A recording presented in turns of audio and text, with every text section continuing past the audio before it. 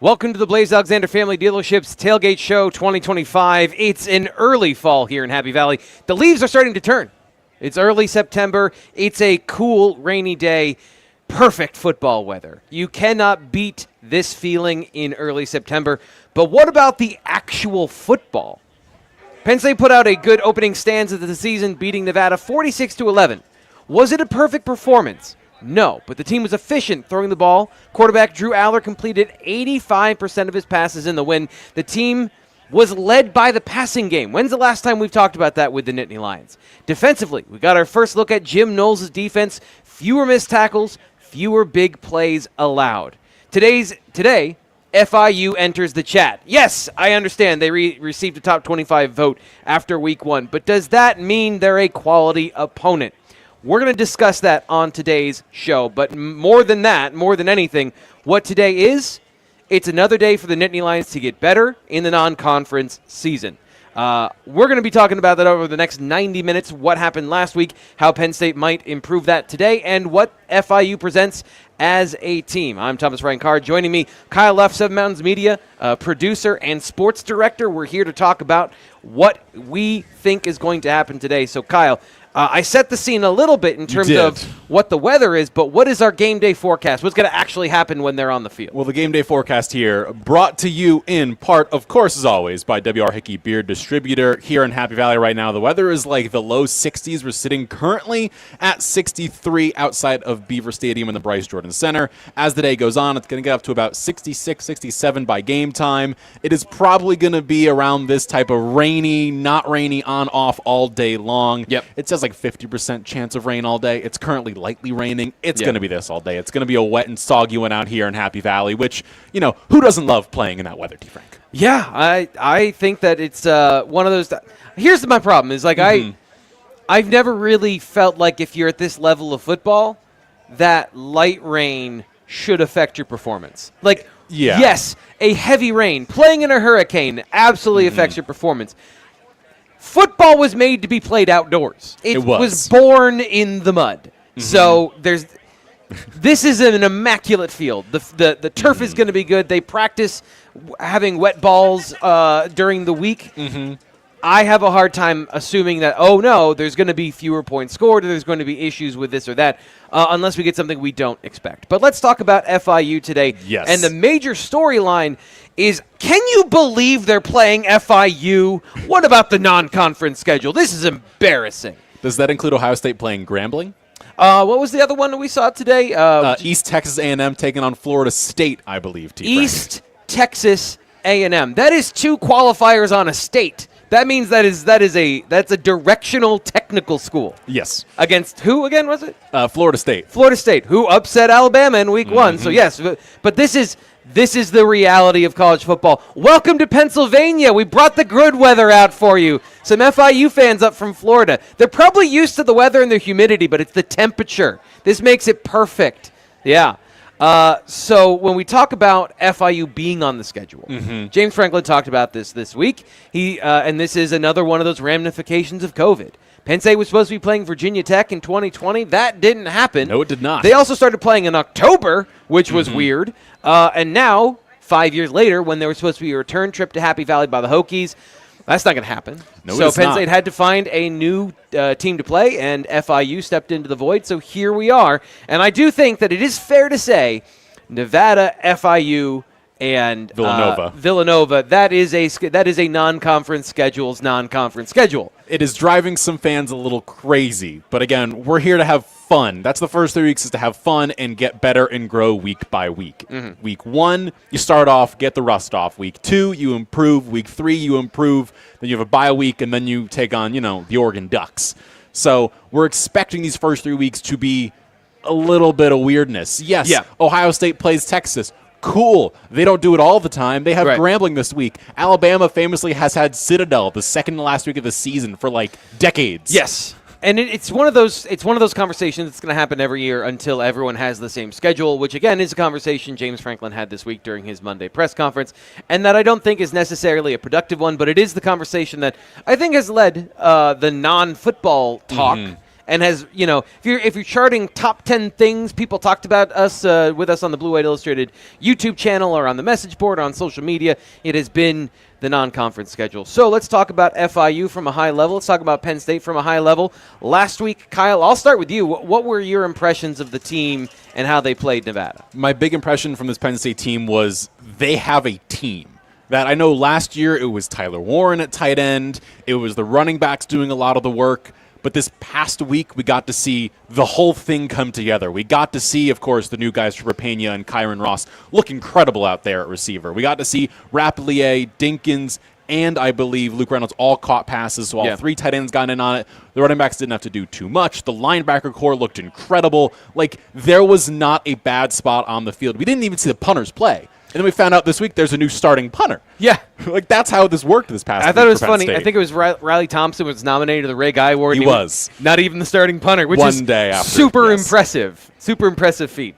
But, yeah, that first week, touchdown, field goal, touchdown, field goal, touchdown, field goal, touchdown, field goal. You'd like a couple more of those to be touchdowns. Of course. That is part of the conversation of week one for the Nittany Lions, that there were some things, some aspects of the game, both on offense and defense, that they can sharpen up. But they have this time to do that. It is a building block. Week one is the starting point you give yourself, and they started off with a 35-point victory, which, like, people were complaining that wasn't enough points. And I'm like, hey, you won by 35. Some teams didn't win week one. Yeah. From a defensive perspective, we're going to break down each of these in part and in whole throughout the show. So just kind of an opening stanza of thoughts about the defense was, if you were looking for aggressive tackles for loss and big defensive plays and 0 or negative yards allowed in the game, that is not the Jim Knowles defense. So yes. BlueWhiteIllustrated.com, we've been trying to tell you that all offseason, that it's not like they want to give up yards. They're not going to willingly give up chunk plays, but this is not a defense that's designed to get into the backfield and lead the nation in tackles for loss. Now, they still got 9 last week, 9 TFLs in a system where if you win your block, then you get a TFL, but you're not designing plays to get behind the line of scrimmage. That is characteristic, and I think it's something that Penn State fans need to kind of adjust their eyes to, because Manny Diaz's defense and to a degree Tom Allen's defense, which was similar in style, and also I think I don't want to say caricature because that makes it sound like it was an inefficient, but like it was a blend of the two, where he was adapting some of those principles into his team philosophy. This is very different than that. So it is a stark difference for fans who got used to that from 2022 on. If I may, it feels like Manny and Tom Allen's defenses were saying beat us, but they were giving you openings too. Jim Knowles is saying, you're just not going to beat us. We're not going to give you any openings. We're going to give you maybe at most once a game you can get a shot and get something open somewhere, but we're not going to let you get to that point. Versus Manny and Tom Allen's defense, there was 4 to 5 of those a game. So the window of tolerance, the ceiling is lower because of the Knowles defense versus the floor being lower on a Manny Diaz defense. Yeah, and ideally, none of these defenses are giving up anything. Is what their philosophy. Ideally, is. 0 points are scored. Yes, and you're trying to give up as little as possible. But there are calculated risks in defense. There are calculated risks in football, and that's just where I'd say the commonality is Jim Knowles and Manny Diaz have a similar effect on the game, where they want to dictate the defensive performance, the offensive performance from the defensive perspective. They're going to dictate where the ball goes. They just go about doing it differently.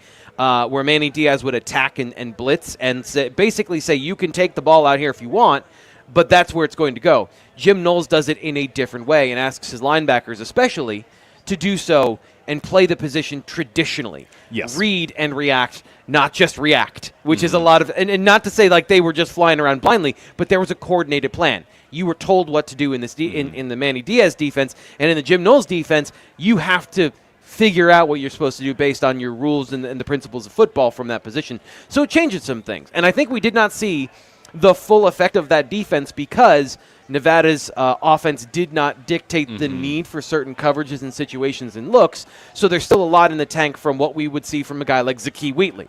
We did not see a lot of him near the box. Now, he did make tackles and plays. Of course. But there was that is more the function of a triple option offense, pulling safeties into the box, as opposed to we're going to line our safeties up in the box and we're going to play this style of football. So there's still more to learn. I think we have a chance to learn that today against FIU, who really likes to throw the football. They do. They also love themselves in RPO. As I've learned this week, they like the RPO. Yeah. I'm guessing we'll see it like every 2 plays out of 3.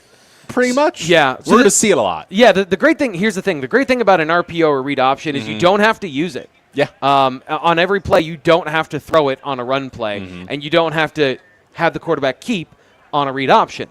Now, the danger is for a defensive coordinator like Jim Knowles, who understands the rules of those option plays. The rules state if X happens, then you do Y. So what if the defensive coordinator says Y? Why? You're only going to do one thing because we're going to put the ball in that situation, which, again, is what they did last week against Nevada. Denied Dennis Sutton was set up to succeed, and he succeeded. Very much so. Yes. So what's the plan for Jim Knowles today? What's the plan for the defense today? I'm interested to see how they're going to react to a team that wants to pass the ball. And also, is that team going to pass the ball? James Franklin had a skeptical view of FIU being able to replicate their Week 1 game plan against Penn State in the rain on the road against the second-ranked team in the nation. So you're saying Penn State and Bethune-Cookman are different teams. That's what you're saying. Yes. Yes, I am saying that they're different teams, different levels of play. We're going to get into some of the things I saw on film this week later in the show. Of course. Because I've already seen here on the Blue White Illustrated live show, the chat, that FIU is not a cupcake. Between the two teams, I would say Nevada is a much better coached team. I would say they're a much more fundamentally disciplined team, and that Nevada has a lot of the core principles that, from a building block perspective of how you want to build a team, of not making mistakes, not beating yourself, and having a specific game plan of how to attack and keep yourself in a game against a team like Penn State. They were much better about executing that Week 1 as opposed to what I saw from FIU against Bethune-Cookman. Now, are they doing those things against a team that they know basically they feel the same way that Penn State did about these non-conference games of, is it more of a scrimmage than a game from what we're trying to do on both sides of the ball? Win, priority number 1, but it's not as like win is 1,000 miles above. Hey, if we could work on these things, let's do that. That is the part of the analysis for me that I've gone very hard into. They make a lot of mistakes. What if they just do less this week? What if they just do less this week? It's a good question. It's a fair question, too, Frank. And I do think you brought up the weather. I know we already discussed the weather here, the game day forecast. It's starting to rain a little bit more. The sun in Florida is a lot hotter. It is, of course, very different. It was the same thing Nevada had. They came in here, the sun in Nevada, sun in California. It's a lot more. They're coming into rainy Happy Valley. It is 60. Penn State, of course, plays in this, trains in this all the time. Down in Miami, it is a very different feeling. They played outside last week. They play, I believe, in Hard Rock. I'm not certain of that. They might play somewhere else down in Westchester, Florida. And now they're making their way in here. I'm very intrigued by their quarterback, Jenkins. I know we'll get into him as we go throughout the show a little bit. But he's an intriguing person because he had, I believe, 2 games last year of over 200 yards passing, if not 3, which is not a lot. So the balls, they like to pass the ball a lot. I don't know how successful they're going to be because he is an okay passer, not a great passer. There's some opportunities there for the Penn State defense as well. We'll talk about how and why. And it's interesting. Like, you listen to some of these comments during the week, and James Franklin sets the tone on his Monday press conference, and the players that he brings up and the things that he's interested in. I don't think people realize, like, the beginning, because a lot of people tune out, like, his opening statements. He gives you the outline, not of the game plan, but of what they plan to game plan against. He does. So, like, this player impresses us on defense. This player impresses us on offense. And he mentioned the quarterback, Keon Jenkins. He is important to the offense. He is. He's important to the offense. Good statement. I struggle having watched the film. I think that there's a certain amount of politeness. There's a certain amount of respect that the coaching staff is going to pay to another team, especially another team from a non-conference schedule who they're paying to come here. Like, there's no reason to be James Franklin's disrespectful. he's never going to give them bulletin board material. James Franklin he's never is anti-bulletin board material. But what's the truth behind these things? I think that's what we're going to talk about on this show this week, because we've heard a lot from fans about FIU's passing attack and their ability to throw the football. I have serious doubt, like as you pointed out, I have serious doubts they're going to be able to do that. I have serious doubts about the plan that they're bringing in. I have that if that were to be the case, what they did last week, and I have serious doubts that if they were to try and execute that any of the parts of it would actually work effectively against this defense in particular, which emphasizes coverage and deception of the quarterback in coverage. So those are some of the things I think that just from an opening slate I'm looking for today. We'll get into the specifics of that in just a moment. Any other final thoughts here as we wrap up the first half, Kyle? Not really. I'm just excited. I mean, last week was really nice. It was sunny. It was beautiful. It was a perfect day for football, but this feels like real football weather. Like it's a little rainy, a little cold, a little chilly, T. Frank. Like this feels right for Happy Valley. If you're coming in from Florida, this is what you should see. Is rainy, cold, no sun in the sky. This is what you're here for in Happy Valley. It sounds like you like inflicting misery on people. I do. Yeah, I mean, at a certain level, football, if you're good at football, you want to make the other team quit. And, if you're coming in from Florida International and you're here in Happy Valley playing a football game, you don't want it to be 75 and sunny. You want to experience Penn State and Beaver Stadium. Yeah. How you should. And this is right. We got here a little bit early. I was hoping to beat the traffic. I was in here. I was driving in at 7:15 this morning. And how busy was that traffic, T. Frank? I felt like it was a 4th of July weekend when everyone was at Raystown Lake when there are no students here. I'm happy to report now live here at 9:17, 2 hours later. There are fans out and about. So there are people. Come say hi. Sponsor here of the BWI Live YouTube channel, John's John, is just down the street. So grab a breakfast cheesesteak. They're hanging out there. Come over and say hi to us here. We are just outside the Bryce Jordan Center ticket office. And one very long Drew Aller pass away from Beaver Stadium. So that's where we are. We have a tent. We're tented. Staying dry enough here, mostly for the electronics. I don't want us to seem soft or anything. Laptop's got to be safe. Yeah, we don't want to. After all of that smack you just talked about, FIU and the weather, I don't want everyone to think now that we're under a canopy that we can't handle it as well. Yeah. Which also we probably can't. I have not been testing myself to the outdoors in a while. I am now an indoor cat. Give it till November. Then we'll test ourselves a little bit. Yeah. But we'll be back in a moment here on the Penn State Tailgate Show, driven by the Blaze Alexander Family Dealerships, 99.5, 107.5 The Bus, Bigfoot Country Legends, 103.7, 104.3, streaming live on the Blue White Illustrated YouTube channel. Now we're going to throw it on over to the Open Practice Highlights, produced by Mr. Thomas Frank Carr, powered by Tri-County Tag Services. What's that old saying? The more things change, the more they stay the same. That's what it felt like on Penn State's offensive practice field in Week 2 of the Nittany Lions Open Viewing. I'm Thomas Frank Carr, and this is your practice update. Get day of feedback on what we see over at BlueWhiteIllustrated.com. Your Blue White Illustrated membership starts at just $1 for the first week, and we'll throw in a complimentary year of access to The Athletic. Penn State's offense was once again methodical and intentional with its actions on the practice field, showing much less than they did a year ago when working in front of the media. While that stayed the same, there was some movement among who was available on the offensive side of the ball. We'll do a quick whip around to tell you what we saw. Sophomore guard Cooper Cousins wasn't at practice during the open period, meaning TJ Shanahan took over the second-string guard position. On the left side, redshirt sophomore Chimdi Ono took over for Shanahan on the second unit, and with Cousins out, Shanahan took some reps at center with the backup quarterbacks and running backs during handoff drills. The backfield rotation behind starting duo Katron Allen and Nick Singleton also continues to churn. This week, redshirt freshmen Corey Smith and Quentin Martin were with the second-string unit. Last week's RB3, Cam Wallace, wasn't with the starters or immediate backups during our viewing session. Now, the Penn State wide receiver group stayed the same as their positioning through the drills, with Kyron Hudson and Liam Clifford going first, followed by Trevor Pena and Devontae Ross, and then the young players behind them. Finally, players throwing the ball were also the same and in the same positions. Ethan Grunkmeyer remains the second-string quarterback behind Drew Aller, while Jackson Smolik operates the scout team. With Beckham Kritza nursing an injury, the team's third QB seems to be the man in charge of giving the defense good looks in practice. That'll do it for this week's Penn State Practice Update. I'm Thomas Frank Carr. More from the Blaze Alexander Tailgate Show next.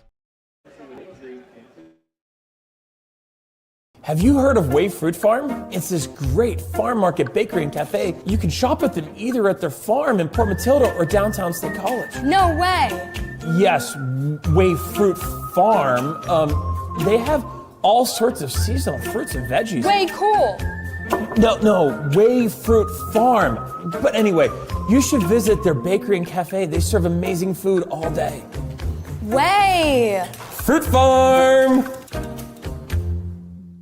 The passing attack. This offseason, what I was trying to describe was this is going to be who's open, throw that player the ball. It's not going to be a superstar-laden, go down the field, big-time explosion sort of thing. They have veteran receivers, and they look like it. Drew Aller completed 85% of his passes. I think at last check, which is still in the review process, his adjusted completion percentage from PFF, which takes out throwaways and drops, was at 96%. He's completing nearly 100% of his passes in the game. So that context, I thought, showed up in this game. We're going to get to some of the other parts of the passing attack, which James Franklin talked about a little bit later, but I wanted to get your thoughts on the passing attack and what you saw from Aller in the receivers' fits. Yeah, I mean, well, the internet passing index has him at 0 because he missed Kyron Hudson in the end zone, which is a throw he needs to make. But that's kind of that's where we're at, right? He throws the ball 30 times and it's about the one.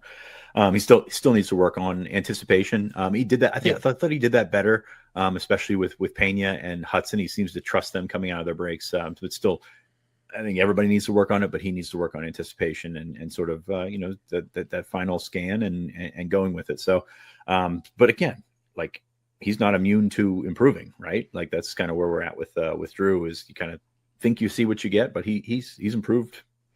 I don't want to say a decent amount, but he continues to look better in the first game of the season than he did at the end of the following season. That's 2 years straight. So I think that's a positive here. So they're going to continue to work with that. I thought Kyron Hudson, efficient is a good way to put it. He, of course, probably should have had the first touchdown, or the first touchdown should have happened. I wouldn't put that on him. But yeah, he looked like a guy that carried himself in the way that Penn State fans have been clamoring for a receiver to carry himself, as a strong, the catch along the sideline with just his hands and getting his foot down. I mean, that's something you sorely missed. And hey, Trey Wallace had a hell of a game the other night for Ole Miss, but you take a look at the way that Harrison Wallace did it versus the way that Kyron Hudson did it. It's different, right? And it's more, this is a wrong way to put it, but it's more safety blanket different with Hudson, because you've got some really positive things there, but you don't have the potential of going over the top, which you did have with Trey, but Trey didn't do it all that much. So, I like what we saw from those guys. And again, I think I would label them, and I labeled them in my post game column as advertised, like not guys that are going to fundamentally change.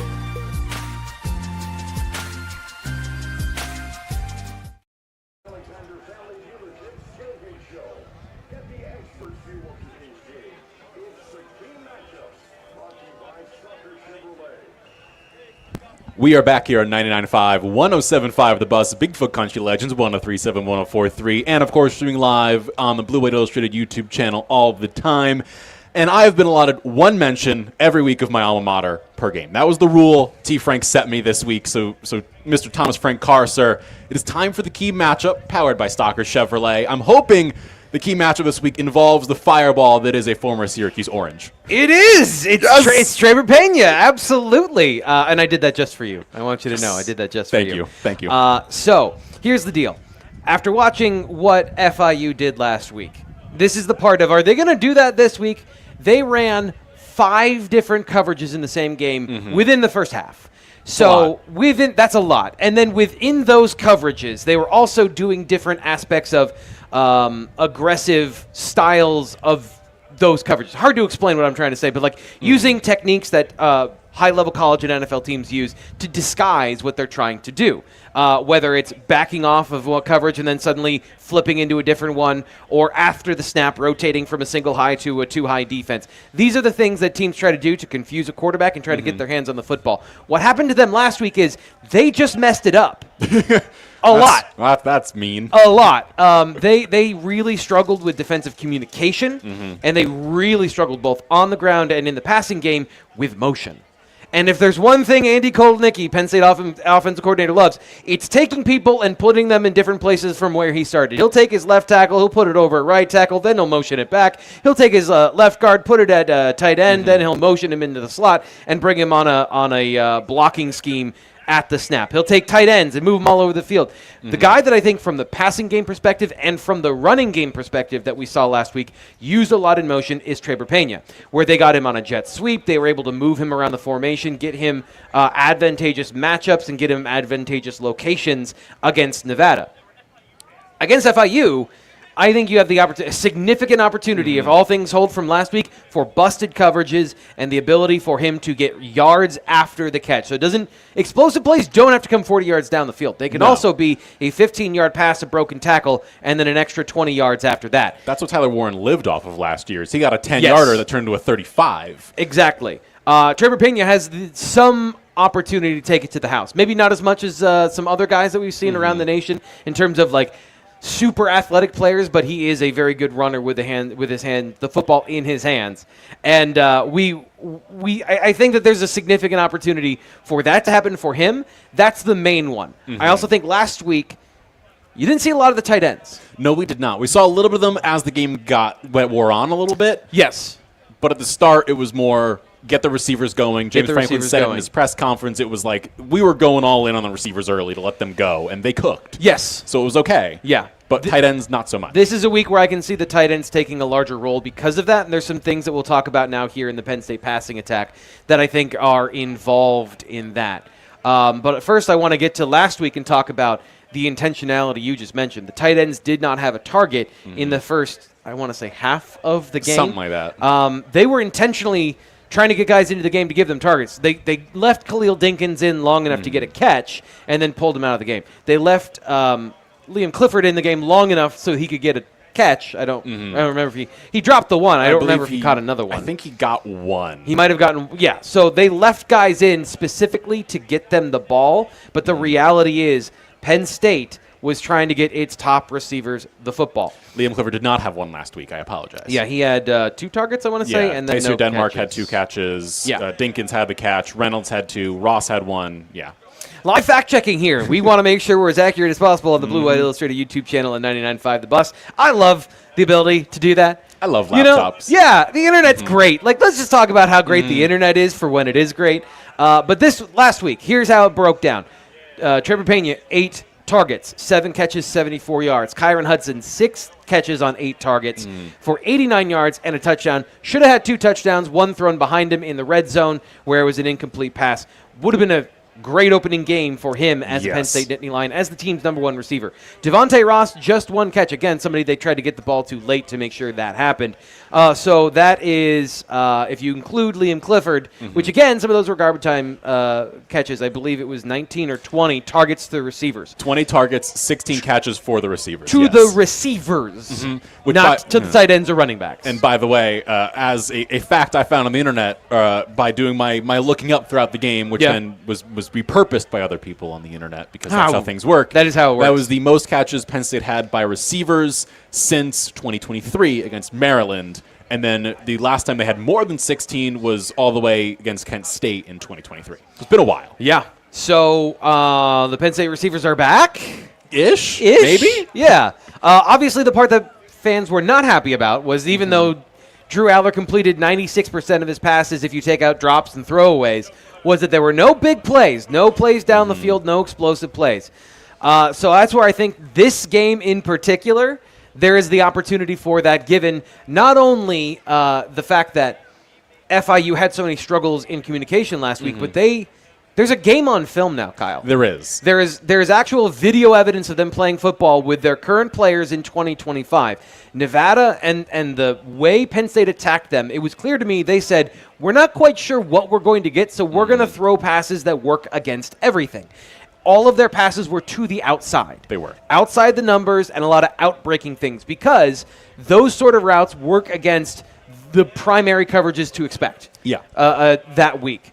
This week, knowing that this team likes to mix between single high and two high, but they do play a lot of those two high coverages, and they want to be aggressive. Here's the thing. It has a Manny Diaz flair because this coaching staff, in part, came from Willie Simmons Duke. was the running back coach at Duke last year. Yeah. He was under Manny, who was the head coach there, so he's got an idea of what he's doing. Now, the defense coordinator came from North Carolina, which if you've seen their defense recently, maybe that's not great. Well, their defense is a whole different ballgame, T-Frank, okay? Yeah. Let's not bring them into this, okay? I feel too bad. We'll probably get banned. We'll probably get banned from going to watch their players because that's how it works. Yes. So, UNC, not great. Duke, though, Manny Diaz there, really good. Willie Simmons came from Duke, was at Florida A&M for 5 years prior to that, had a good coaching gig there, went to Duke for a year, and now finds his way to FIU. And I do think that's why there is this kind of NFL flair to this team. And I should just say, traditional, they're going to try and do a lot of things because they're going to expect a lot out of their players. And I think in the long run, that's a good thing, but that's why I'm wondering if they're going to pare things down. Yeah. The major point of this, tight ends. Focus Frank Carr. Sorry. Yes. Tangent after tangent. When you know what to expect, you have the opportunity to attack weaknesses of a defense, and attacking the seams, Penn State threw the ball down the field over 10 yards just once, I think, last week, or 3 times. And they limited number. Yeah, limited number of passes down the middle, at least 10 yards. I think the tight ends are going to be involved in that, and I think you're going to see more passes of explosive variety because they will have the ability to stretch this defense and break it horizontally and vertically. So there's a little bit of they made mistakes last week, and the opportunity is there more so for this team than there was for Nevada, whose number one goal was, you're not going to beat us deep. And I understand Penn State fans saying, well, beat them deep anyway, it's Nevada. It's not how it works. It's not how it works. It's not if you're going to be a good quarterback and good process quarterback, you don't just YOLO ball down the field. Yeah, this isn't Madden 11. There's no Calvin Johnson downfield somewhere to throw it to. So you do want to have good process when you throw the ball down the field. I asked James Franklin about that. Was it more shots called or shots taken? And he said a little bit of both. So there is a little bit of they had a bunch of short fields. They did. You can't get explosive plays if you're on short field. If you're getting the ball to 10, you can't do much. But I do agree. I do agree that there was, I think, the same 10-play, methodical, kind of suck the life out of everybody from the Penn State offense. There was. But it was efficient. Even in their bad day on the ground, they were churning out 5-yard runs, but they didn't have those pop explosive plays to take a 10 or 12-play drive and make it a 6-play drive. And that is really, I think, the biggest difference that you want to see this week. There's more of an opportunity for it. And if they don't get it, I think they're going to have more of a conversation about where is the explosive element in this offense this week. I think that has to be a part of the conversation today as opposed to what we saw last week. I do think a part of it also is going to be the more Devontae Ross of it all, because he didn't get involved too much, which is okay. You didn't need him to. He also, just James Franklin has said, was a little banged up this season coming into it. So giving him a little more time to get into the game. If there's a game you're going to use him a little more, it's probably this week compared to the past week. So I would expect a little more Devontae Ross, and he is a burner. He's the guy who's going to get downfield, make plays, make the big shots matter. He's a burner for Penn State. We saw it last year with Amari Evans a little bit, that he was that guy, but he wouldn't really get open the same way Devontae Ross will downfield, where Evans kind of just went downfield. Ross is going to get open because he's going to burn by you, and then he's going to find his way open like that, like the snap of a finger. Yeah. And that's what he's going to do for this offense, which is the thing that they didn't have this past week, which is why the big play wasn't there. And also, they didn't need the big play because Zane Durant picked off a pass, which, by the way, if you had him as the first interception of the season, I'm proud of you. Hopefully you put some money on that one. Hopefully you did. But he had an interception. Penn State got turnovers. They didn't need to take shots. They weren't fighting in this game. They got the lead and held on to it and didn't really let up at any point in time. Yeah. So there was no need to try and go hunt for big plays and go hunt for the big play downfield, which you had to see late into last season, where especially against the big teams, you kind of at some point have to take a shot. It's required. I know the fans booed at some point. I think in the second quarter, they took a field goal on 4th down at 4th and 3. Fans booed that. And I was like, hey, it's the first week of the season. You're playing Nevada. You're already up in the game. You don't need to go for it on 4th down early in the season. Take that later. Don't let that look that you're going to use in that moment be used now. Use it in 3 weeks or 4 weeks' time when you're facing Oregon. Yeah. So it's interesting about Devontae Ross because I agree. That is an element of the field stretching part of this offense that is that was missing last week. Interestingly, in my study of Nevada, I watched them play Troy last year.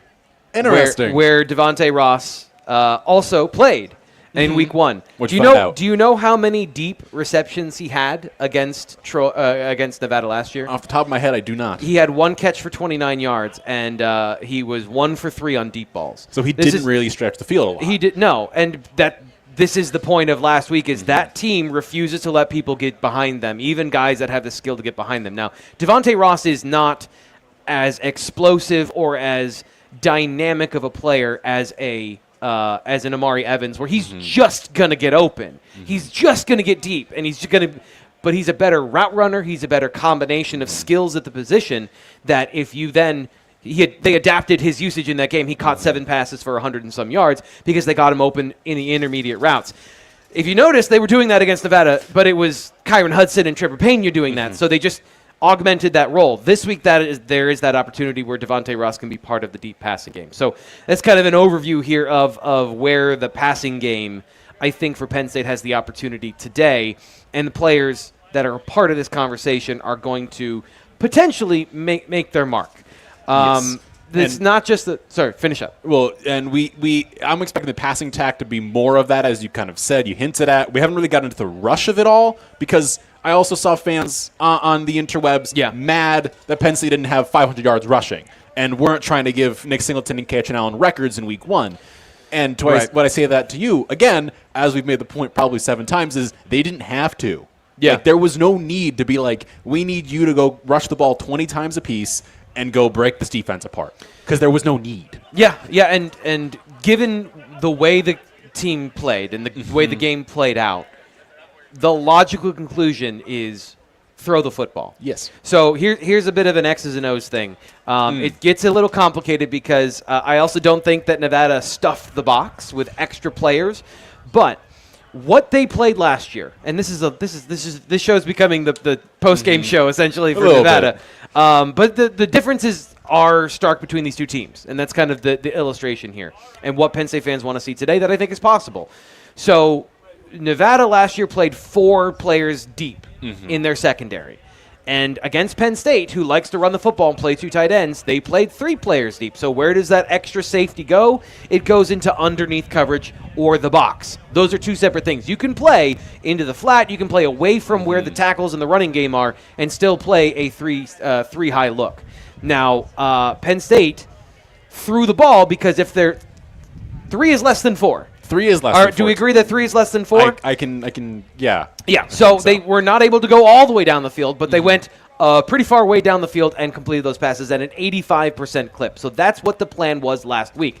The plan this week, I think generally you're going to want to do whatever you want against this team, because when we talk about the FIU defense, they are big. They are in Miami, a recruiting and talent hotbed in all of college football. I don't know that this team plays to the size that they have. So here's the thumbnail scouting report. Okay, so they have a 6'7" defensive tackle. It's pretty large. Yes. So what they essentially do is they've got 2 nose tackles in the middle that they want to gum up the middle of the defense with. And against Bethune-Cookman, who, by the way, ran a spread, Bethune-Cookman was able to just run around those players and get yards and explosive plays to the outside. So Penn State has the ability to go multiple in terms of playing 2 tight ends or playing 3 receivers or playing 2 tight ends at receiver. So you can have a variety of looks from different personnel. Penn State can create those same opportunities with their formations to get big plays in the run game to the outside. We saw basically 1 game plan and 1 running option from Penn State last week. You're going to see, I think, a different Penn State rushing attack, a different part of the playbook, and this is the conversation that everyone wants to have of what are they saving for Oregon? What are they saving for Oregon? It's not about what are they saving for Oregon. It's what plays do we need this week to be effective? This week, it's a different set than what it was last week. So I think you're going to see more pulling linemen. And what I'm going off of, what happened last week to FIU? Where did they give up explosive plays of 11, 16, and 23 yards on the ground? They gave it up on pulling plays in spread formations. Penn State's going to try and take some advantage of that in their own way. And I think that means explosive plays on the ground as well. Penn State's going to get what they want in this game. They are. Based on what we saw in week one. Now, there could be some changes that might not happen immediately because the opening quarter drive script of a game from both teams reveals what's the wrinkle this week. But through the adjustments throughout the game, I think Penn State's going to be able to run the ball very well because, those guys inside can gum some things up, and I don't want to take too much away from what they do have as a strength. But their ability to find the ball in space and attack and contain the ball inside the tackle box is not nearly as good as Nevada, despite Nevada having smaller linemen and smaller players. They were using essentially guys from different angles to corral the ball into between the tackles, and then were able to make those plays. I just don't see what Nevada did on film that would make you think they can do that against Penn State. Yes. So I am very intrigued by this. We're going to get into the other side of the ball here coming on up for Penn State. A little more defensive discussion in a moment. For now, we're going to throw it on over to the person who said a lot of these same things we're saying right now. He said it on Monday. Mr. James Franklin. It's time for the Coach's Corner, powered by Happy Valley Adventure Bureau here on 99.5, 107.5. The Bus, Bigfoot Country Legends, 103.7, 104.3, streaming live on the Blue Illustrated YouTube channel on the Penn State Tailgate Show, driven by Blaze Alexander Family Dealerships. Who has time for press conferences? That's why we've set aside the most important stuff for you. It's Coach's Corner, powered by Happy Valley Adventure Bureau.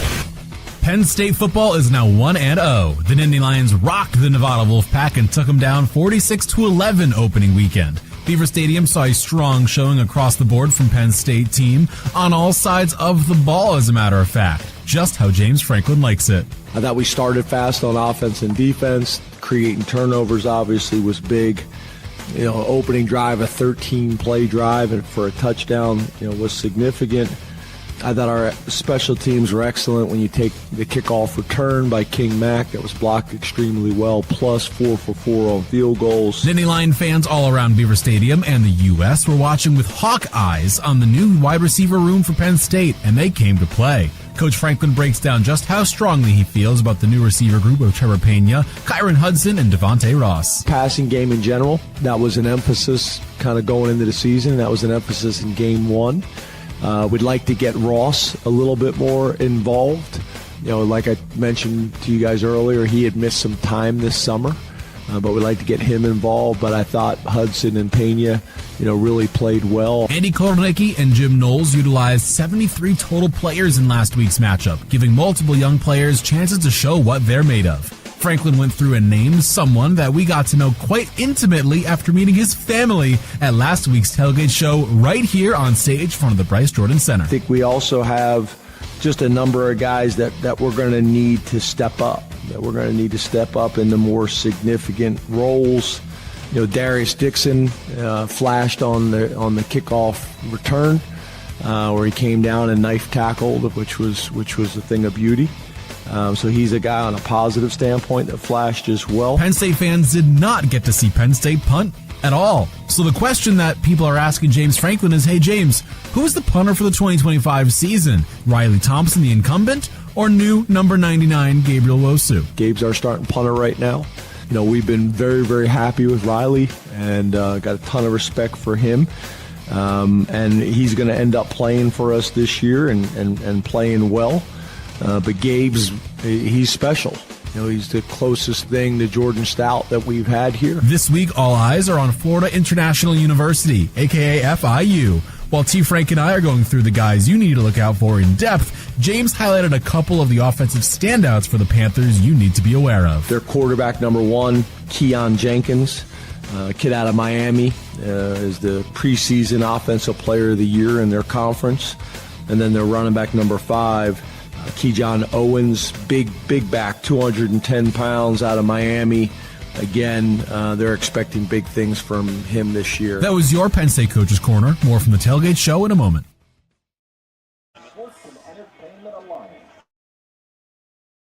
Have you heard of Wave Fruit Farm? It's this great farm market bakery and cafe. You can shop with them either at their farm in Port Matilda or downtown State College. No way. Yes, Wave Fruit Farm. They have all sorts of seasonal fruits and veggies. Way cool. No, Wave Fruit Farm. But anyway, you should visit their bakery and cafe. They serve amazing food all day. Way. Fruit Farm. I want to just mention Mekhi Brown real quick. Really good looking. I don't know if it's, we have it 6'6", 215. When I see his frame, he looks like a guy that could grow into more of an interior player.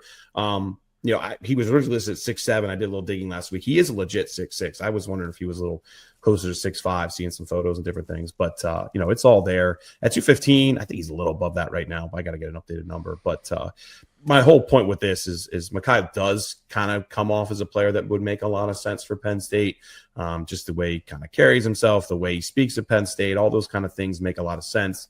He's a consensus 4-star player at all 4 sites. Right now I think he's top 130. I want to say it's the 20th ranked edge in the country, I believe, at a Greenwich County Day, I believe, in Connecticut. So, just spoke highly. It's the second visit in, since June. It's always very interesting to me when Penn State gets guys on campus at the end of June for the first time. We have a 2-month dead period, which is the longest dead period we've ever seen in college football. And those guys immediately come back to Penn State. Isaiah Rodgers, for example, did the same. So that's something that I always kind of pay attention to. And, Mekhi Brown's got a bunch of interest from a bunch of different programs now. Could have went different places, especially for a New England guy who's going to have a bunch of, Saturday games and things like that will limit where all he can visit later in the year. So I think he's a guy to firmly have on the radar. Obviously, he's going to be another one, I think, who picks up more offers. And, eventually, right now he's visiting Boston College and Rutgers and Syracuse. I could see that changing to, some more prominent programs down the road as his film gets out there a bit more. But as of now, I think a very good start and, somebody to firmly keep an eye on. Last guy I really want to mention, St. Francis, man. I feel like we've talked more St. Francis in the last couple of months than we have in the last couple of years. But Penn State got 4-star cornerback Raylon Henry on campus this past weekend. A big takeaway was something I felt like I already knew, but him just admitting it was interesting to me. And that's where Penn State is at on his kind of like pecking order. He announced his top 6, I believe, just a week or two ago, maybe last Monday, right before he visited, I believe. Texas A&M, Ohio State kind of feel like the top 2 schools there right now. He kind of, I don't think that. He flat out admitted that. I wrote about that the other day. With Penn State's kind of 4th right there, Alabama 3rd. He went back and kind of mentioned that it's firmly Texas A&M, firmly Ohio State, Alabama, Penn State are kind of 99.5, 107.5 The Bus, Bigfoot Country Legends, 103.7, 104.3, and streaming live on the Blue 8 Illustrated YouTube channel on the Blaze Alexander Family Dealerships Tailgate Show. Blaze Alexander Family Dealerships, celebrating more than 40 years of service to the community. Blaze Alexander Family Dealerships has a vehicle to fit your budget and transportation needs. Home of the $1,000 lowest price guarantee with 20 locations throughout Pennsylvania. And here today in Pennsylvania, Mr. Thomas Frank Carr. I'm Kyle Leff. We are here on the show outside of rainy Beaver Stadium. I was going to say, I'm rarely outside of Pennsylvania, so you can almost lock that one in. We never leave Pennsylvania. Someone who left PA a little battered and bruised because he was yelling timber all week was Chubba Purdy. Because he got knocked around by this Penn State defense. They were having the time of their lives. Denied Dennis Sutton had, 1 sack, 2.5 tackles for loss, 5 tackles on the day. The Penn State defense ate last week, T. Frank. Yeah. So what can we learn from last week going into this week against an RPO-style team where it's going to be a little different? Yeah, a little different because RPOs and read options are different, and I think that there's a confusion as to what one is and the other. But in last week's game, I think what we learned is what Jim Knowles is willing to do in certain situations to take something away from a team and is not willing to sell out to stop it, even if that means doing things that are not uncommon, just kind of like aggressive. I've talked about this defense in a lot of different ways. It's talking about it being controlling, making sure that it doesn't give up big plays, being methodical. All these things I think are true, but it's not like there's anything that they're afraid to do. So last week against Nevada was not going to throw the football because they were terrified of denying Dennis Sutton coming off the edge. More than fair. And it showed every time they tried to throw the football. It did not work, and he was in the backfield. Shout out to Chaz Coleman, who also was able to get in the backfield as well. But what they plan to do is run the quarterback. And what I was saying is earlier, like in option situations, run or pass, there's a flow chart. If X happens, then you do Y. If Y happens, then you do Z. And he basically dictated where the flow of the game was going to go by taking Denai Dennis Sutton, who is maybe not the best guy in space, and throwing him at the mesh point, which is where the running back and the quarterback meet together. I'll do it here on the middle of the camera.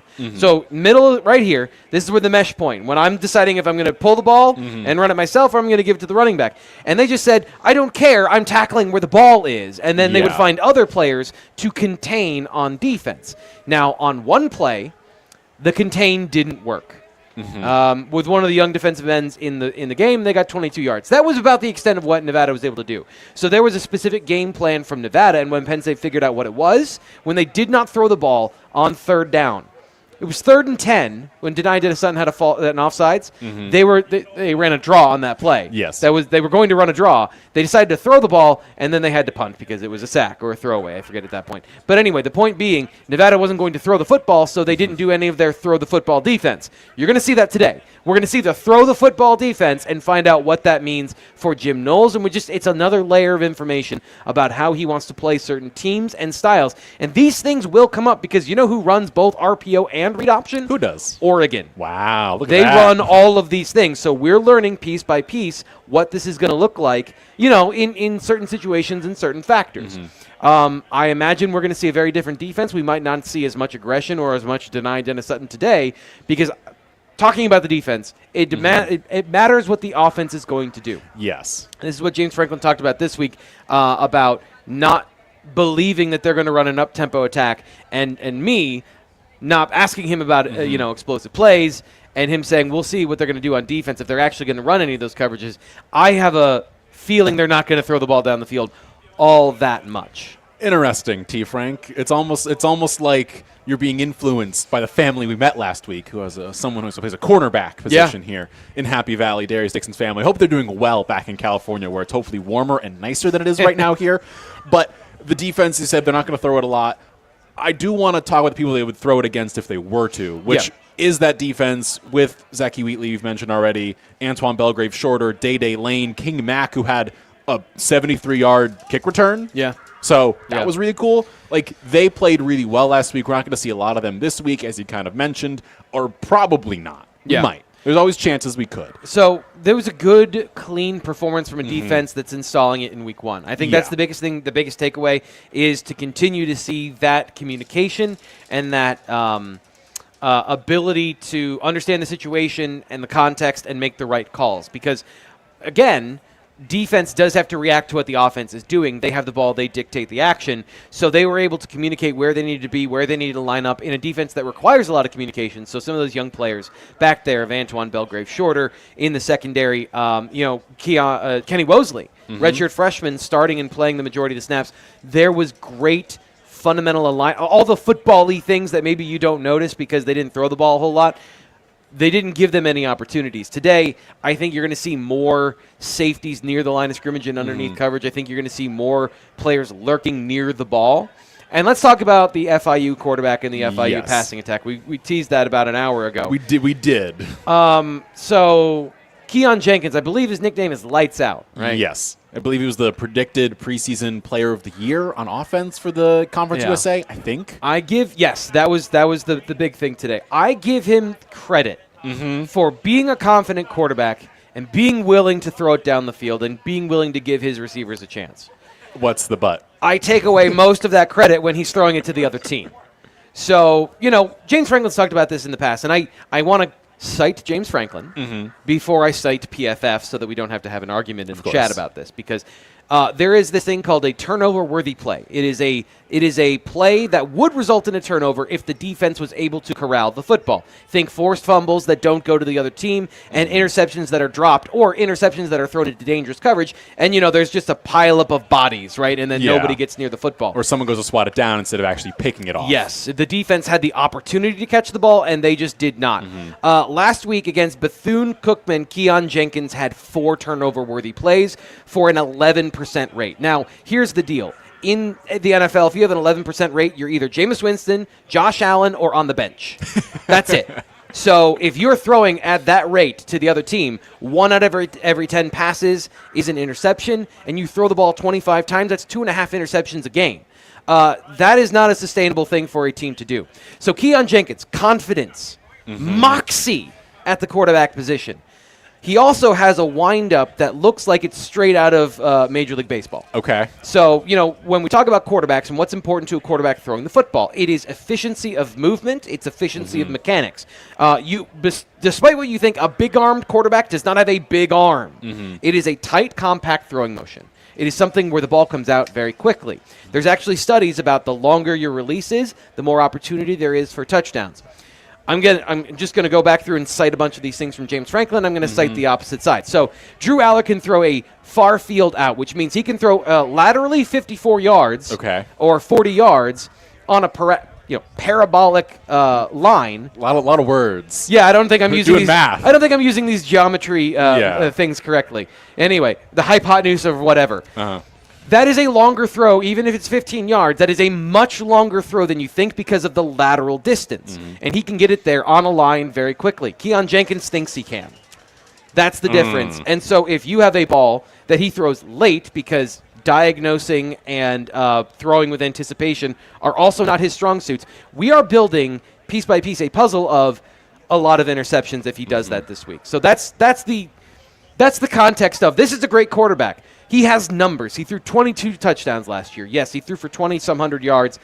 In the situation against a team that plays off coverage and that actually is able to disguise those coverages and is able to actually make the quarterback think, is what Jim Knowles' defense is all about. I don't see a recipe for them chucking the ball over the yard today. And I haven't even gotten to the rain yet, which I'm like, I don't care about the rain. That's like third or fourth down the list of things that actually influence whether or not you can pass the ball. We do not care about that, no. I, as someone who's learning more about football, you've been teaching me a lot. We've been learning a lot here on the show.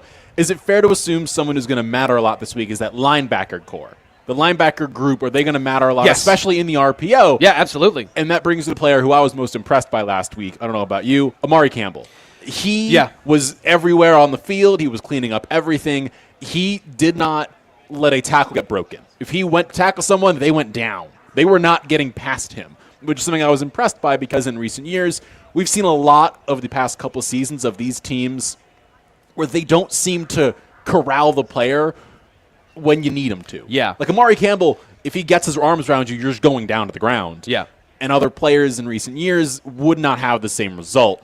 So I was really impressed by him and his defense with Tony Rojas and Dom DeLuca. They all played really well, and I'm assuming they're going to be vitally important this week, especially with the option that are coming to them when they have to know what's going on at all times and predict it. Yeah, so for people that want to know the difference between an RPO and a regular play is an RPO is a run play, and then it's a secret handshake between a receiver and a quarterback. So everyone else is running a run play, and the quarterback and one or two receivers, and sometimes you can have these RPOs have kind of blossomed into a full passing play on top of a run play. But the way it started, the most basic way to think about it is it's a run until it isn't, until the quarterback decides that it's a pass, and he throws the ball to a player. The point is, and it is the thing that is most devastating to linebackers, is they have the responsibility of a gap in the run game, and if they want to be good at run defense, they have to be in that gap and present there, while also simultaneously be in their coverage assignment, because I think we watch football in a very deterministic way of it is always the runner pass that we see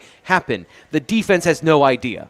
They try to guess, they try to, through context clues, understand whether it's a run or pass before the play, but they don't. So if it's a run play until it isn't and the ball whizzes by your helmet ear hole and suddenly there's a slant going for 25 yards behind you, that's an RPO. So yes, the other side of that for Tony Rojas and Amari Campbell is very important in this defense, and that is their coverage ability. Here's the thing, as we saw them play the run well last week, they are both exceptionally good coverage defenders, especially Tony Rojas. A part of this defense, that's what's in there. It is coverage is vitally important. It is not a secondary thing. So Amari Campbell being a smaller, more athletic linebacker, and by smaller, I mean a little bit shorter in stature, but he's still 230 pounds or so. Tony Rojas being an athletic freak whose primary strength is coverage. Yeah. These are the things that I think if you're looking for what is going to shut down this particular passing attack, you're right to say it is the linebackers. And to the point you made last week, and the picture I've been trying to paint about this defense, less mistakes, more security. 4% missed tackle rate last week. 4 missed tackles on 54 plays, but on every play there might be more than one tackle attempt, right? Or more than one player getting a tackle. So the math, don't try to math the math directly, but it is roughly a 4% missed tackle rate. Against Bowling Green last year, trying to find like-to-like opponents early in the season, 26%. That is a gigantic difference. Massive difference. And this is what James Franklin talked about, or when we asked him about this in terms of missed tackles and run defense. I believe it was before the Nevada game, that this team is going to be in a better situation to make tackles because they aren't playing as aggressive of man coverage and being pulled into rough situations instead of being where they need to be at all times. So it is. There's a lot of there's a lot of differences here from both of these teams, and I'm interested to see how they are able to play this week. But those are some of the major takeaways from last week's run defense and the defense. The question I have here is, what about the other linebackers? So that's where I wanted to ask you about this, because we saw a lot of rotation last week across the board, but this week with the linebackers being so vital, so important, they have to feel every play. They feel the moment. Who are we going to see linebacker-wise outside of the Campbell, Rojas, DeLuca trio? Are we going to see more Specca and Wiley? Like, where does your head go? What do you think? Who are you watching for when they come on the field and have to play such an important role, especially against this FIU team that should not be able to gash you, but if they're going to, it's going to be with the RPO.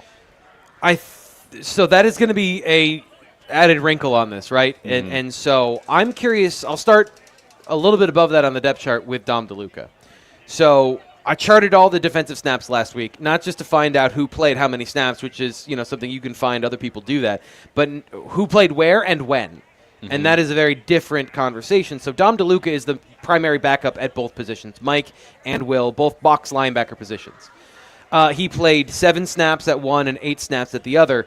Rojas and Campbell played 25. So there is a clear difference between the starters and where DeLuca fits into the rotation. But is that just circumstance from last week, or are they going to rely on him more this week? How much Dom DeLuca are we getting this year? Because I know the staff trusts him. He has made plays when he's out there. But I still think it's fair to say that's a selective situation. You maybe don't want him out there for 30 snaps a game. Even if he is a senior and a quality football player, I think you still want to be relying on those other 2 guys. So then it becomes, what are you getting behind him with those young guys? And I guess where I would go first is to Anthony Specca. Because if there is a better position for Dom DeLuca, it's the will linebacker. It's the outside linebacker more than the Mike. And so there's some terms and conditions that apply there. But Anthony Specca, redshirt freshman, talented football player. His is just consistency and understanding his position. And then when he makes a mistake, can he recover? So he's athletic enough, he's fast enough to make the play, but since high school he's a very aggressive player, which you absolutely love. It's just dialing that into the right amount each moment, and that's something that I want to see him work on, and I want to see that this game. I have a feeling we're going to see more of the linebackers this game because I think on offense you're going to see more points and more points early. And we will hopefully see a little more Zion Tracy, Zuriah Fisher. Both were out this past week. You're right. We will hopefully find out the ability report in a little bit. When we do, we'll let you know exactly what the deal is with Fisher and with Tracy, the 2 guys who were expected to contribute decently this past week. They're both listed as the starters, the cornerback 1 or nickel in Tracy's case, and defensive end 1 for Zuriah Fisher. We'll see what they've got hopefully coming up soon with the availability report. But coming up, we're going to take a quick break here on 99.5, 107.5 The Bus, Bigfoot Country Legends, 103.7, 104.3, streaming live on the Blue Illustrated YouTube channel. Of course, powered up all the time by Blaze Alexander Family Dealerships. And coming on up is going to be This Week in Penn State Sports, because other sports have been going on in Happy Valley, and it's brought to you by Miller's Hoagies. It's more than just football at Penn State. Here's This Week in Penn State Sports, brought to you by Miller's Hoagies. Do you remember the start of September? Penn State athletes definitely will want to forget it. Katie Schumacher-Cawley and the women's volleyball team had a rough go of it in PPG Paints Arena last week. Back-to-back losses against Arizona State and TCU led the Nittany Lions back to Happy Valley last night, where they took on the Kentucky Wildcats. The back-to-back losses were the first 2 straight women's volleyball has had since November 2023. Women's soccer drew against James Madison to wrap up August before losing 1-0 to Virginia on Thursday. They take on Liberty on Sunday to wrap up their VA trip before returning to PA to take on Maryland on Thursday. Men's soccer followed a similar path to women's soccer, drawing 1-0 against the Syracuse Orange, losing to 23rd-ranked Missouri State 3-1. The men played their Thon game last night at Jeffrey Field against Mercyhurst. The pro Penn State athletes are back in full force, however. Philadelphia Eagles' Saquon Barkley and Jahan Dotson took down Miles Sanders and the Dallas Cowboys Thursday night 24-20. Saquon rushed for 60 yards and a touchdown, while Dotson raked in 53 yards in the air. Rookie Abdul Carter makes his New York Giants debut in Washington against Jaden Daniels and the Commanders at 1 p.m. on Sunday. At the same time, over in Indianapolis, Tyler Warren makes his Colts debut against the Miami Dolphins. That was This Week in Penn State Sports. Back to the Tailgate Show in a moment. But I guess in your case, it is best bets time presented by BetMGM. First one for me this week. I am going to an opponent of Penn State from last year, SMU, who is going to face Baylor this weekend. And the SMU, the game is in Texas, obviously. It's at SMU. The Mustangs are a 2.5-point favorite, and I think they cover this pretty easily. And I think that when I look at Baylor and what it was able to do in week one, I look at what SMU was able to do in week one. I think that, to me, this number should be over a field goal. And if I can continue to get it at under a field goal, which at BetMGM right now I can at -2.5, I'm going to do that. So I just like SMU to win this game by more than a field goal. Don't have a lot of fancy stats for you. It's week 2. I don't know if those stats really make a whole lot of difference anyway at this point. Just saw what I saw from both teams in week 1 and the rosters they have. And I think that this is an SMU team that gets the job done in a spot, T. Frank, that can only help it when it comes to trying to get back into the college football playoff. I do. Yeah, I do. I think that when I look at Baylor, I just have questions about all of the talent that they have there. I really like Kevin Jennings as a quarterback for SMU. I really like what he brings to the table, and I don't think what he did in a freezing cold Beaver Stadium last year was representative of, what he is as a quarterback. So I'm going to go with SMU. The only thing that would worry me is it seems like the whole world likes SMU, but it kind of just is what it is. We're going to be with the rest of the world and hope that that does not lead to our doom. So we're going to go SMU -2.5 at home. Rivalry game. I like this. I like that you picked this one. Iowa State, Iowa. What are you looking for? Yeah, so if you missed the start of this segment last week, there's really a 3-pronged goal here. It's to pick a random game that is not maybe the game of the week. It's to pick the game of the week, which you could argue that this one is. You could argue in some other ones too. And then we're obviously always going to pick Penn State. So going to Iowa State. This game has been won 4 straight years by the road team. I am calling for that to end. And for Iowa State on the money line, -155 at BetMGM. You can currently get the point spread, I think, for 3.5. I didn't care for the hook there, so if I could get it at 3, I'd probably take it. But I am not buying Iowa and its new look offense are going to magically go on the road in this rivalry game. And I just am not buying it on the road. And again, I think that the fact that this game has been won by the road team 4 years in a row, it's time for that streak to end. And I just don't think Iowa can score enough to win. So I'm going with Iowa State here. Penn State, prior to not covering on Saturday against Nevada, was 4-0 in the James Franklin era, both straight up, and of course they're now 5-0 in that regard. And they were 4-0 against the spread when they were a 40-plus point favorite, and this was their first loss in that role. I don't think the streak continues. I don't think they're starting a streak in the reverse. I think they restart that.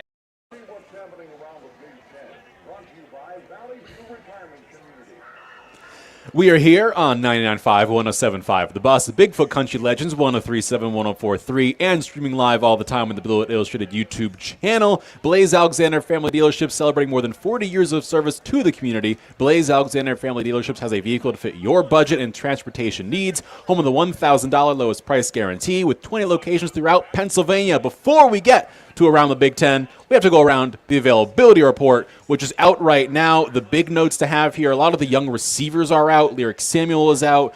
Peter Gonzalez, Matt Otten. We also have no Egan Boyer and Randy Autorica for this game.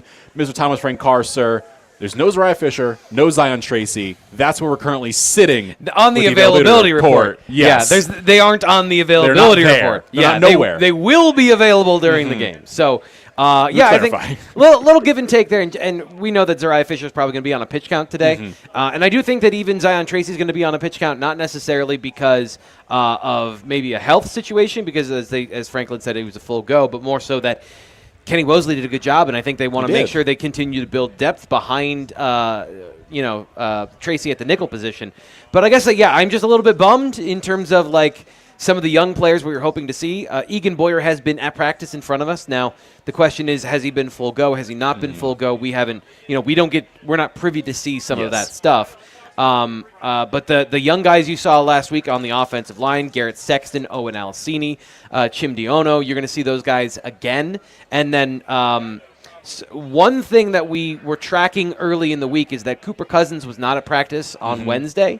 Also not on the availability report. He's not. So that's a big one that, nothing going on there. Of course, we had that at BlueWhiteIllustrated.com a couple days ago. We told that to people on our message board chat thread. All those things you can find if you want to subscribe to BlueWhiteIllustrated.com. It's just $1. Yeah. And if you join us for a week, and then, of course, then, it's not $1 for a full year. I mean, in this economy, are you kidding me?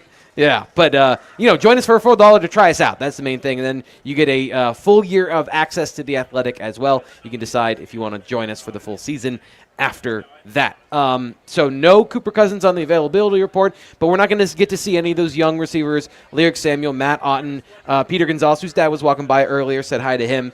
That's a bummer. That's a bummer because I thought, given what I expect to happen in this game, which again, spoiler alert, my prediction is going to be similar to what it was last week. Whoa. I thought we were going to see more of the bench. I thought you might see the third string and then maybe the fourth string, or however it works out, in terms of who we would see in the fourth quarter. It's going to be a lot of the same faces, which is both good and bad for a guy like Tyseer Denmark and Kobe Howard. Those guys are going to be involved in the game. One thing we didn't talk about was that they were not involved in the main competitive portion of the game last year. Yes. Last week, I should say. So another thing to monitor for us today is, do they get into the game with the top unit, or is it going to be those top four and then these guys played late? Well, I guess we'll find out. We're also going to find out what's going on around the Big Ten, because it's, of course, a noon kickoff here. Yeah. It is the first game time, and there are a lot of noon games going on in the Big Ten, around the Big Ten, brought to you by Valley View Retirement Community. So, going around some of the noon games, you have Kennesaw State on Indiana, Northwestern State against Minnesota, 3:30 Grambling versus Ohio State, Oklahoma State takes on Oregon, Miami, Ohio against Rutgers, Middle Tennessee versus Wisconsin. You have Akron versus Nebraska, Georgia Southern versus USC, Boston College versus Michigan State, Southern Illinois versus Purdue, UCLA versus UNLV, UC Davis versus Washington. Western Illinois lost to Northwestern last night 42-7, and Maryland beat Northern Illinois 20-9. That leaves 3 games, though, Mr. Thomas Frank Carr. The nightcap, the big one, Michigan versus Oklahoma, 7:30 down in Norman. That is the big game to watch tonight, and then going on at noon the same time as us. Illinois versus Duke, and Iowa versus Iowa State out in Ames. 3 big games, all intriguing for different reasons. Yeah. The first thing I took away from around the Big Ten is, my goodness, there are so many Big Ten teams. There are a lot of them. There are so many. When you get to UCLA and I start looking around we have to talk about UC Davis? We do. Oh, okay. All right. This is the new modern college football. But my question is, can Nico Yamaleava have put up more than 10 points? We'll find out. I'm also intrigued by Illinois versus Duke. Speaking of quarterbacks, yeah, I know around the Big Ten game, you've got an upset alert here. Darian Mensah is the quarterback for Duke. He's real good. He costs a lot of money. Manny Diaz has a good defense. Yeah, they're only down by 2.5 points for the spread, so it's looking like a pretty even game versus Bielema's 11th ranked Illinois versus the unranked Duke. So, one's got to imagine that something could happen there. I think Duke is going to win. I think the Blue Devils will pull it out. They're in Durham, so they're at home. I don't think Illinois is going to have it this week. I think Duke is a real good team. Mensah's a real good quarterback. I like their odds. T. Frank. All right. So Illinois is a really strong Big Ten team, and they have defied my expectations of being ultra consistent in terms of the things they do well. They're going to do well year after year. So their defense is usually really good. Their defensive line is usually really physical and good.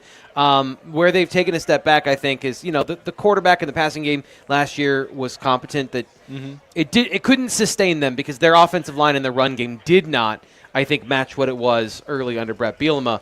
So that's my curiosity: is Manny Diaz with a quarterback? What does that look like? And has he built up his defense enough from a talent perspective? Because having watched his philosophy here for a couple years at Penn State, I wildly respect what Manny Diaz does as a mind in football. I think the whole thing at Miami was kind of it was more Miami than Manny Diaz. Yeah, I think was the problem. Yeah, and I think it was very much an unfair sort of like end to the situation. Now, Mario Cristobal is also like a great head coach in terms of the recruiter and what he's built at Miami, and don't want to take anything away from the decisions they made to move on. But at the same time, like I think that there is this perception that Manny Diaz was a bad head coach, and the program building I think is separate maybe than his football expertise, which just goes to show you, Kyle, that if you're a offensive genius or a defensive genius, it doesn't necessarily mean you're going to be a great head coach or have great outcomes as a head coach, because there's layers to it beyond just how good are you at knowing ball. There are. And speaking of defenses that are good, Iowa always has a good defense, never has a good offense. Can they put up more than 100 yards in the air? Mark Gronowski is a really good quarterback at South Dakota State, and I don't know if it was you or someone else I saw on Twitter. It may have been Max Chadwick, my friend PFF. He put this out there that he thinks Gronowski at South Dakota State last year in the FCS had a better skill position group than Iowa does, which I don't know if that's good on South Dakota State or just bad on Iowa. So, I'm going to answer your question. I'm going to get the close-up here. No. I think it's the same thing for the Penn State wide receivers. Until you show me an Iowa offense that has reached 2008. I'm not even asking for 2025. I'm not asking for 2015. Get to the early 2000s and your ability to throw the football, and then I'll believe that they have a competent passing attack. I don't. Iowa State's favored by 3.5 points in this game. The over-under is 43.5. I'm hammering the under on that game. Yeah, Matt Campbell's violently low. Yeah, Matt Campbell's defenses are always pretty good, and then schematically they challenge passing attacks. So I don't think that this would be the game where you're going to get a dramatic passing attack. Now, to be fair, I don't know. I haven't studied those teams yet. I haven't gotten to Iowa yet on terms of like knowing more about them this year to give you like an honest answer, but I'll just give you my radio answer, which is hell no. No, I'll hot take all day. Okay. Hot take. Very fair. The other team that has good quarterbacks, though, John Mateer for Oklahoma is, the big guy in the portal. Yeah. To Oklahoma, got them a quarterback now. They're up against Michigan. They're down in Norman. Bryce Underwood going down there. What do we see out of this game? Oklahoma's favored by 5.5 points, but we don't really know what either team is. Yeah, and again, I think that you have certain DNA things when it comes to teams, and I think that Michigan's going to have a good defense most years. And now I didn't get a chance to check out Bryce Underwood. They're not on the schedule, so I didn't prioritize it. But I think that there's more of an opportunity for that offense to be good. But Brett Venables' offense, just watching what it tries to do, was so frustrating. There's a lot of times the defensive coordinator becomes a head coach, and then they're suspicious of their own offense. And I get that he's an athletic quarterback. He runs the football. He's a dual threat. But I struggle to see some of those teams from a fundamental perspective of what they're trying to do, which is be ultra conservative of we're going to throw bubble screens and basically we're going to make our passing game an extension of our run game. And we'll take some shots because that's technically something that scares the defense coordinator. But under no circumstances are you supposed to score points. We're supposed to stop points and win by a low margin. That's mostly what I've seen from defense coordinators becoming head coaches. That was alarming. Sorry. You fully, for those on the radio, he fully grabbed my shoulder, and I was like, "Oh, I'm being stared into my soul here." I needed to get your attention because that's the vibe I get from defensive coordinators becoming head coaches. Now that might be just me over reading into the situation, but what I saw from that offense did not have me brimming with confidence, and I doubt that they have the full roster of playmakers when they've had this big changeover, over the last couple of years. Well, that was us going around the Big Ten here on the Blaze Alexander Family Leadership Tailgate Show. When we come back, we're going to give you our predictions. We're going to roll through a lot more stuff to wrap up the show. So we'll be back on the Penn State Tailgate Show, driven by the Blaze Alexander Family Dealerships on 99.5, 107.5 The Bus, Bigfoot Country Legends, 103.7, 104.3, and streaming live all the time on the Blue Illustrated YouTube channel. 52-6 this week, if we're doing the predictions right now. I think that Penn State's going to, have a pretty good time of it and be similar to next week. I'm not sure that FIU's defense is as physical and is as schematically efficient as Nevada was last week. Nevada, not terrible in terms of what you're looking at in the Mountain West. They're going to win some games. FIU, it's going to be hit and miss for them this year, I think. So, they got quite a build on their hands, and we said it about Nevada as well. Coaches at that level, you don't know what you're going to get, and preseason polls and things like that for anything Group of Five, and even like the Big 12 showed last year, even in the Power Five, are pretty different now since the transfer portal has changed so many rosters fundamentally. Ryan, do me a favor, give me your score first, and then give me what you're looking for this particular game. 56-7.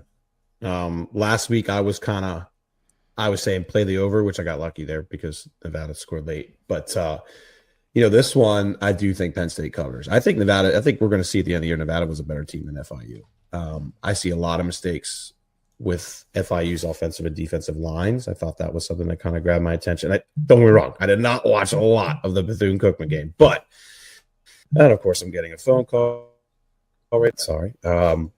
But I mean, there's a lot to work on there with FIU at the moment. I think the main thing is like Keon Jenkins is a good quarterback, right? I think he was at the Conference USA Player of the Year.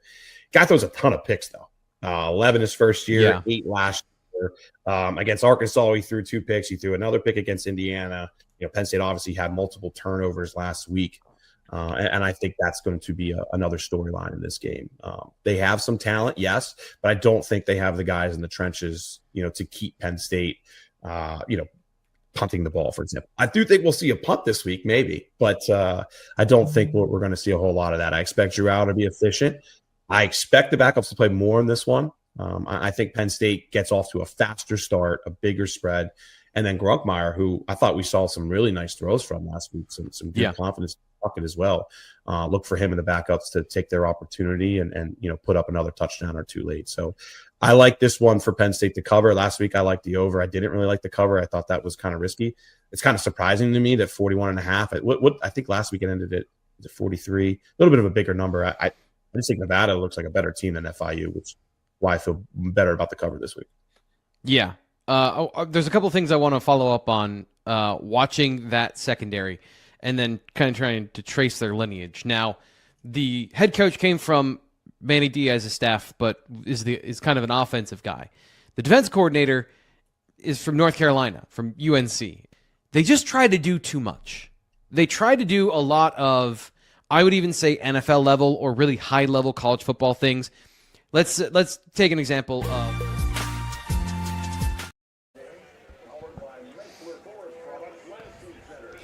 It is time to get into our predictions here on 99.5, 107.5 The Bus, Bigfoot Country Legends, 103.7, 104.3, and streaming live on the Blue Illustrated YouTube channel. Kyle F. with Mr. Thomas Frank Carr. Hello. Sir, it is time to get into our predictions. We are one break away. This is it. Yeah. Football! Yeah! The people love you, T. Frank. The people love you here, and predictions is brought to you. I know when bros love hype. I knew that bros were looking for hype. Bros are looking for hype. If you are looking for your landscaping needs, though, Metro Forest Products Landscape Center is our sponsor of the predictions here on the show. Sir, what are your predictions for this game? So I'm going, 59-10, I think it was. 59-10 is what so I had 66 points last week. That was a little high, obviously, but I think the expectation, it was more of an expectation over like a prediction. Like, this is what I think should happen based on the talent they have and the expectations for the team.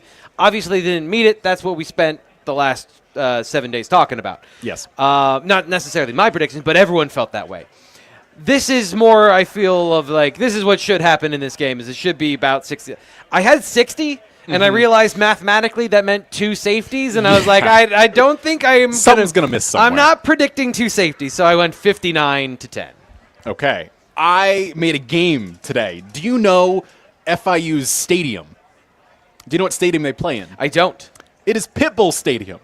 Oh, yes. Mr. 305 sponsors it. Yes, so, I did know that. Throughout the show today, the keen-eared listeners will have heard me fitting in some Pitbull songs. Is that okay? The show. Okay, so I know that a lot of stuff goes over my head, but that would absolutely, even though I look like Pitbull when I wear like a I wear my going out clothes, I don't know Pitbull music. Well, it all sounds the same. It does. I have fit in 8 total Mr. 305 songs, so I'm going 59-8. Now, 59-8. 59-8. Wow. Okay. I was trying to get 2 more in there to get to 10 or get to 9. Couldn't do it. I had I Know You Want Me and Don't Stop the Party in there as 2 extras. I couldn't get to those 2. I only got 8 total Pitbull songs in. So 59-8. Before the break, Kyle said, like, have you guessed what I'm doing? And I said, no.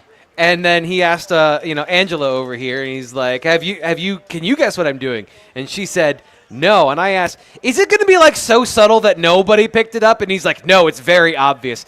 So Kyle is on Pop 93. Yes.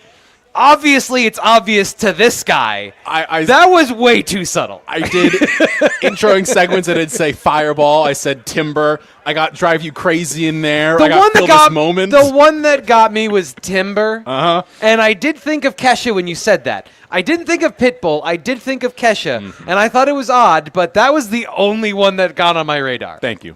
Well done. Thank you. Well done. If you were going for the you ever watch New Girl? I do watch New Girl. Yeah, that was a Winston prank.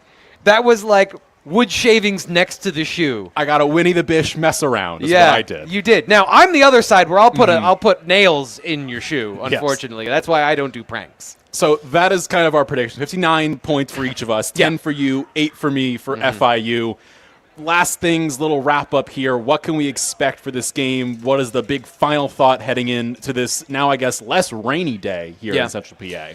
I think that it continues to be clean football. Make sure that when you're executing your assignment well and that you don't make big mistakes. So one thing we didn't talk about last week was pass protection wasn't clean. And that was an area where the offense, I think generally, the offensive line had some things to clean up this week. So that's something I'm interested in. Their run blocking, they had some communication errors between offensive linemen getting to the second level, going from a 5-yard gain, which we talked about, like they were efficient, then going all the way to a 10 or 15 or 20-yard gain on the ground.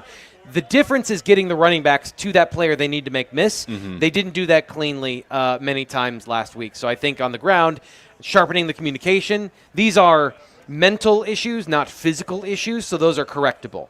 And you got some new guys in new positions. Anthony Donko playing right guard, back at guard for the first time in over a year, where he played tackle last year. So I think that there's going to be improvement there just from kind of the natural progression. But the passing game is the part that I am a little concerned about, because that's been a consistent issue of allowing pressure up the A-gap when you have guys moving around in defensive pass rush. So just none of that. This team does not have the talent to get a pass rush. If they get a pass rush, that is something that on the post-game show we should be talking about in pretty alarming terms. Yeah. Yes. For me, I am watching out for just more of the new guys. I'm watching out for more Amari Campbell at linebacker. Of course, he's going to be really big today. Him and Tony Rojas are the keys on the defense, as we've kind of highlighted throughout the show today. So I'm intrigued by how they play, how good Campbell can look again. And then I'm also on the offensive side intrigued by Devontae Ross, as you kind of hinted at. Nevada made it so he couldn't do a lot, but I want to see what he looks like this week, where the big plays could be available, will be available. What does he look like going downfield? What does Pena look like more? We got to see one punt return from him where he immediately put a spin move on someone, made 2 men miss, and then got like 8 yards, but it was the most impressive 8 yards you'll ever see on a punt return. So I'm intrigued by him, what he looks like. If we can see more King Mack. We didn't even shout him out. 73-yard kick return. Yeah. He deserves some love. He didn't play as much as I expected. I think that was one of the surprises for me, is he was the third guy through at that second safety position. And that's also considering Dejon Lane is the primary backup to Zakee Wheatley, so he was getting a lot of his play when Wheatley was off the field. So there was, I think, 5 snaps for King Mack kind of during the – I separated between when the backups came in and when the starters were in there, and like when they were working the game plan. as opposed to like going to just here's our base defense, which they were doing more of later in the game. So I think that's interesting to see how that's going to all shape out today. I'm going through the live chat. The only thing is that somebody is giving us flack for wearing jackets instead of being in a T-shirt. Which it is raining. It has been raining on us, and we can live with that. Now this is the name of the person is in the stadium in a shirt. So first off, kudos to you for watching the show while you're out here. Kudos to you watching it out here. Well, see you in the stadium, sir, and thanks for listening to us on 99.5, 107.5 The Bus, Big Fun Country Legends 104.3, and streaming live on the Blue Ocean YouTube channel. We will see you post-game. For now, we're throwing it over to Steve Jones, Jack Ham.